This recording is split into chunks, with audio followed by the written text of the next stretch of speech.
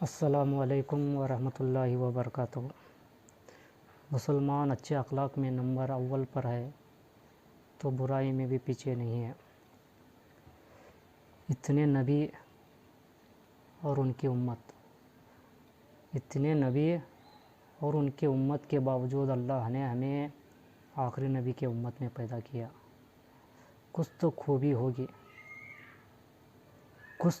होगी इस उम्मत की, इसीलिए अल्लाह ताला ने हमें इस उम्मत में पैदा किया, मगर हम ऐसा ही जाया कर रहे हैं। कुरान पाक की एक आयत का तर्जुमा है, अपने आप को कत्ल न करो, अपनी जान न दो, अपने आप को न मारो, बेशक अल्लाह तुम पर रहम करने वाला है।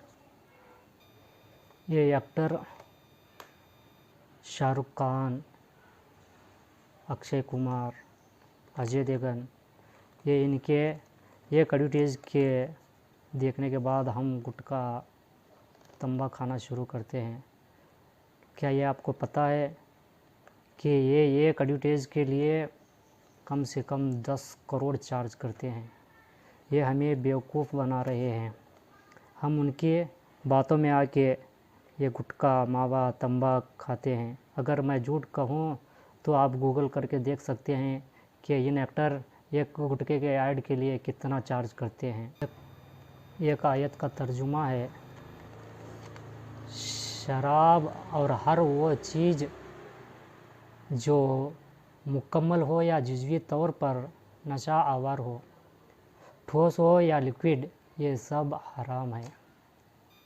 हमारे यहाँ बागलकोट में तो ये आम है कि 10 लोगों में से 6 आदमी गुटखा मावा तंबाक या बीड़ी या सिगरेट का आदी है। इससे क्या फ़ायदा है? 5 साल या 10 साल या बहुत से ज़्यादा 15 साल के बाद कैंसर तो फिक्स है। ये मैं नहीं कहता, ये डॉक्टर कहते हैं। सुनिए डॉक्टर क्या कहते हैं।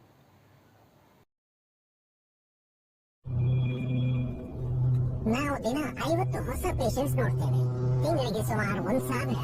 ಈ ರೋಗಿಯ ಪ್ರಾಯ 38. ಕ್ಯಾನ್ಸರ್ನ ಕಾರಣ ಇವರ ನಾಲಿಗೆ ಹೆಚ್ಚಿನ ಭಾಗ ತೆಗೆಯಲಾಗಿದೆ. 80ರಿಂದ 90%ವರೆಗೆ ಬಾಯಿಯ ಕ್ಯಾನ್ಸರ್ ತಂಬಾಕು ಜಗಿಯುವುದರಿಂದ ಆಗುತ್ತದೆ. ನಾವು 18ರಿಂದ 30 ಪ್ರಾಯದ ಜನರನ್ನು ನೋಡ್ತೇವೆ ಭಯಾನಕ ಕ್ಯಾನ್ಸರ್ನೊಂದಿಗೆ. ಕೇವಲ 24 ವರ್ಷದ ಈ ರೋಗಿ ತನ್ನ ಧ್ವನಿಯನ್ನೇ ಕಳ್ಕೊಂಡಿದ್ದಾನೆ. ವೀಳ್ಯದೆಲೆ, ಗುಟ್ಕಾ ಮತ್ತಿತರ ರೂಪದಲ್ಲಿರುವ ತಂಬಾಕಿನ ಪರಿಣಾಮ ನಿಜಕ್ಕೂ ಭಯಾನಕ. अच्छे लेकिन वो कैंसर हुआ लेकिन वही देखो मेरे पूरे दांता चले गए मेरे।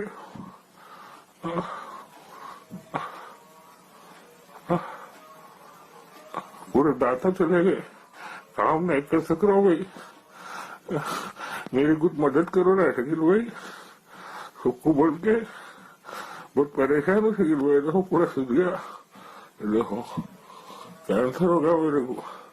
बता रहा हूँ दवा खा रहा हूँ दवा।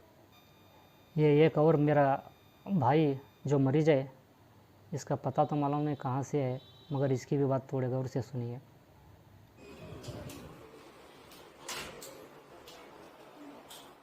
अस्सलाम वालेकुम दोस्तों, ये आप मेरा जो देख रहे हैं ऑपरेशन हुआ है मेरा 8 दिन पहले। इसमें मावे गुटके वगैरह की वजह से मुझे कैंसर हो गया था। तो जिस तकलीफ़ से मैं गुजरा हूँ मैं जानता हूँ, मेरा अल्लाह जानता है। तो मैं आप सबसे रिक्वेस्ट करूँगा कि खुदारा आप ये मावे वगैरह ना खाएं। इसका एंड ये है। इससे कैंसर होता है या नहीं, या हमसे नहीं है, डॉक्टर से पूछिए। कम से कम जो मरीज़ हुआ है, जो कैंसर से पीड़ित है अभी, जाके उससे मुलाकात करके हालचाल पूछिए। इस ज़माना ऐसा दौड़ रहा है कि जो खाने वाले से कैंसर से तो मर जाएगा, मगर इसके फैमिली का क्या होगा?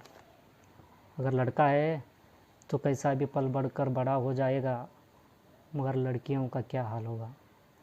माँ बाप रहने के बावजूद भी इस ज़माने में औरतों को किस नज़र से देखा जाता है, ये आप खूब जानते हैं।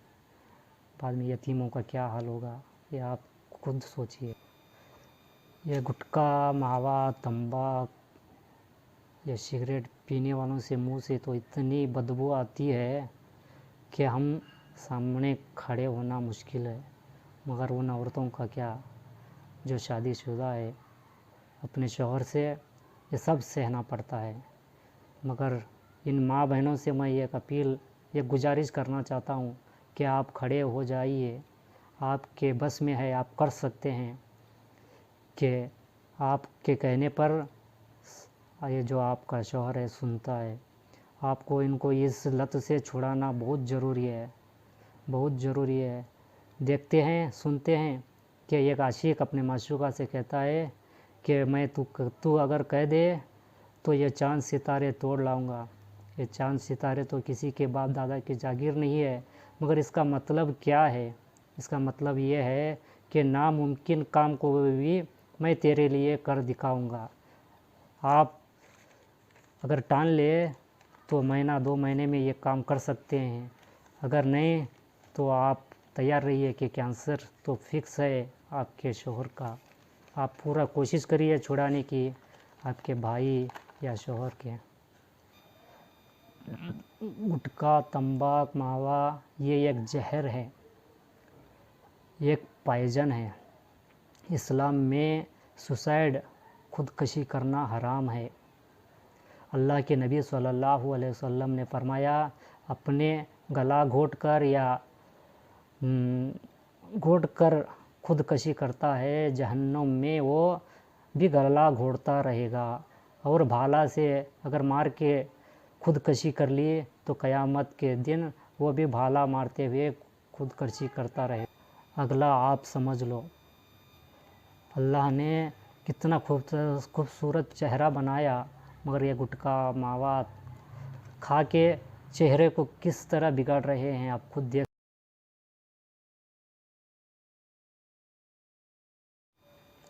आप देख सकते हैं मस्जिद के टॉयलेट में कैसे थूक थूक कर किस हालत बनाया हुआ है हम लोग। मेरे पास फ़ोटो है मगर मैं दिखाना नहीं चाहता।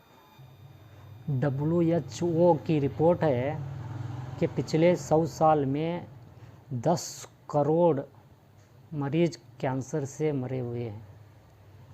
और वो आगे कहते हैं कि 21वीं सदी जो ये अभी चल रही है, यही रफ्तार से अगर कैंसर बढ़ने लगा तो WHO की रिपोर्ट है 1 बिलियन यानी 100 करोड़ यानी 1 अरब लोग कैंसर से पीड़ित रहेंगे।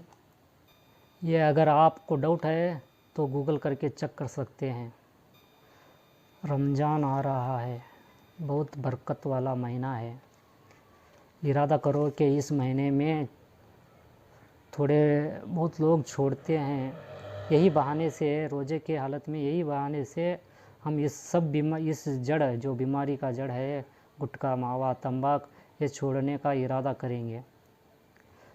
मैंने आँखों से देखा है, चंद लोग हमारे जो भाई है, ये गुटखा, मावा, तंबाक के वजह से रोज़ा छोड़ देते हैं। अल्लाह इन्हें माफ़ करे। यहाँ तक कि अगर एक रोज़ा जानबूझकर छोड़ देना, पूरी उम्र भर कर रोज़ा रखना इसके सवाब के बराबर नहीं हो सकता। मगर ये हमारे भाई ये ऐसी मामूली जो खाने का चट है, इसके वजह से रोज़ा रखना छोड़ देते हैं।